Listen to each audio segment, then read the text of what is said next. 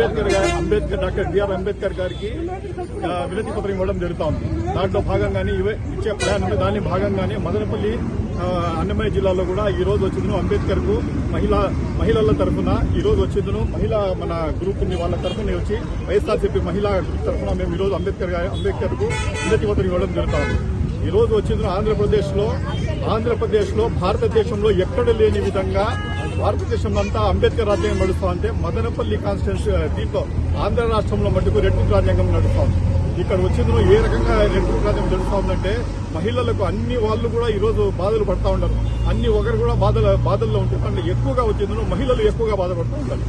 మహిళల మీద ఎక్కువ అత్యాచారాలు కానీ మన స్వాతంత్ర్యం వచ్చినప్పటి నుండి ఈ గవర్నమెంట్ వచ్చిన తర్వాత మన ఆంధ్ర రాష్ట్రంలో ఎక్కువగా వచ్చిందో మహిళలకు అత్యాచారాలు జరుగుతూ ఉంటాయి. దాంట్లో వచ్చిందో ఈ రోజు వచ్చిందో గుంటూరు జరిగిన ఇన్సిడెంటే ఒక నిదర్శనం. అక్కడ వచ్చిందో ఒక ఆమె మీద ఏదో గలాట జరిగింటే ఆమె మీద వస్త్రాలు తీసేసి ఆమె మీద లేనిపోని ఇది చేసి ఆమె కొట్టడం జరిగింది. ఆమె ఇమీడియట్లీ పోయిందో పోలీస్ స్టేషన్ లో వచ్చిందో కంప్లైంట్ ఇచ్చింటే కూడా పోలీస్ వాళ్ళు కూడా టీడీపీకి వాళ్ళు చెప్పినంత వరకు మేము పోలీస్ కంప్లైంట్ తీసుకోమని చెప్పి వాళ్ళు తిరస్కరించినారు.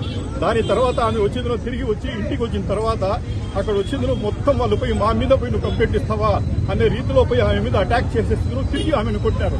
కొట్టిన తర్వాత వేరే గుడ్డలు కూడా చించారు. మరోసారి గుడ్డలు చించారు. అప్పుడు ఉండేవాళ్ళు అక్కడ ఉండేవాళ్ళు వీధుల్లో ఉండేవాళ్ళు వచ్చేస్తున్నారు. ఆమె గుడ్డలు ఇవ్వడం జరిగింది. అసలు ఎక్కడున్నాం మనము? ప్రతి ఒక్కరూ ఈ కార్యకర్తలందరూ ఎట్లయితే తయారైనారంటే దుశ్శాసనుల మాదిరి తయారైనారు.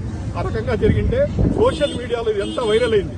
సోషల్ మీడియాలో వైరల్ అయితే అప్పటి వరకు ఈ ప్రభుత్వానికి చలనం లేదు. వైరల్ అయిన తర్వాత వీళ్ళు వచ్చింది ముందుకు వచ్చేసి ఈ రోజు ఏం చేస్తున్నారు, వాళ్ళు వచ్చిన తర్వాత కేసు పెట్టండి అని చెప్పినారు. కేసు పెట్టేదానికి పోలీస్ స్టేషన్కి పోయింటే కూడా టీడీపీ వాళ్ళందరూ వచ్చేస్తున్నారు. దాన్ని కాంప్రమైజ్ చేయాలా అనే ఉద్దేశంతో కూడా మంతనాలు జరిగినారు. అంటే చంద్రబాబు నాయుడు గారు ట్వీట్ చేసింటే కూడా వాడు వచ్చిన కాంప్రమైజ్ చేయాలని చెప్పి ఒక ఇది జరిగింది. ఈ రకంగా మహిళల మీద ఎక్కడ చూసినా అత్యాచారాలు, ఎక్కడ చూసినా అయితే మన భారతదేశంలో లేని విధంగా ఆంధ్ర రాష్ట్రంలో ఎక్కువగా అత్యాచారాలు ఉంటాయి. దాన్ని ముఖ్యంగా చూసుకోండి. దాంట్లో ఎగ్జాంపుల్ వచ్చిందో కావలి ఘటన తీసుకోండి. కావలిలో కూడా ఇదే రకంగా ఘటన జరిగింది. అది ఆముదాల వలసల కేబీవీపీ ప్రిన్సిపల్ మీద కూడా ఘటన జరిగింది. అదేవిధంగా రైల్వే కోడూరు జనసేన ఎమ్మెల్యే అరవ శ్రీధర్ కూడా లేడీస్ మీద అత్యాచారం చేసినా కూడా ఇంతవరకు ఎటువంటి ఇది లేదు. అదేవిధంగా సత్యవేటి ఎమ్మెల్యే కోటి ఆదిమూలం అది కూడా ఇదే సేమ్ ఇన్సిడెంట్ జరిగితే కూడా ఈ రోజు టీడీపీ నుండి తొలగిస్తామని చెప్పి తిరిగి ఆయన కంటిన్యూ అవుతున్నారు. అదేవిధంగా గుంటూరు ఎమ్మెల్యే నసీర్ అహ్మద్ కూడా ఆయన వీడియో విడుదల చేసి దాంట్లో కూడా లేడీస్ మీద అసభ్యంగా ప్రకటిస్తే కూడా ఈ రోజు వరకు కూడా ఏమీ యాక్షన్ ఆయన మీద లేదు. అదేవిధంగా మంత్రి సత్యరాజ్ కుమారుడు టీఏ పైన కూడా ఒక కేసు నమోదుంటే కూడా దాని మీద కూడా ఇంతవరకు యాక్షన్ లేదు. అదేవిధంగా హిందూపురం ప్రభుత్వ ఆసుపత్రిలో మహిళా కార్మికుల మీద కూడా ఘటన జరిగింది. దాని మీద కూడా ఇంతవరకు యాక్షన్ లేదు. అదేవిధంగా చిన్నారి జ్ఞానేశ్వరి మీద కూడా అసభ్య ఇది జరిగింది. దాని మీద కూడా ఇంతవరకు యాక్షన్ లేదు. అదేవిధంగా ముచ్చలమ్మది బాలిక ఘటన కూడా జరిగింది. దాని మీద కూడా యాక్షన్ లేదు.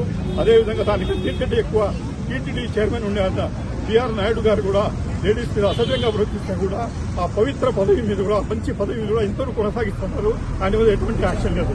ఈ రకంగా ఎట్లుందంటే ఈ ప్రభుత్వం అందరినీ కాపాడకుండా పోతాం. మేము ఏవి చేసినా ఏ కార్యకర్త దుశ్శాసనం అయిపోయినా సరే మేము కాపాడతాము అనే రకంగా వీళ్ళు చేస్తున్నారు. మేము తీవ్రంగా ఖండిస్తున్నాం. మేము వైఎస్ఆర్ కాంగ్రెస్ పార్టీ తరఫున ఒకటే డిమాండ్ చేస్తున్నాం. మీరు ఖచ్చితంగా ఈ గతలకందరికీ మూలమైన మన హోమ్ మినిస్టర్కు హోమ్ మినిస్టర్ స్వతంత్రంగా రాజీనామా చేయాలా. అదేవిధంగా చంద్రబాబు నాయుడు వచ్చింది బయట వచ్చేస్తున్నారు. ఖచ్చితంగా క్షమాపణ చెప్పాలా.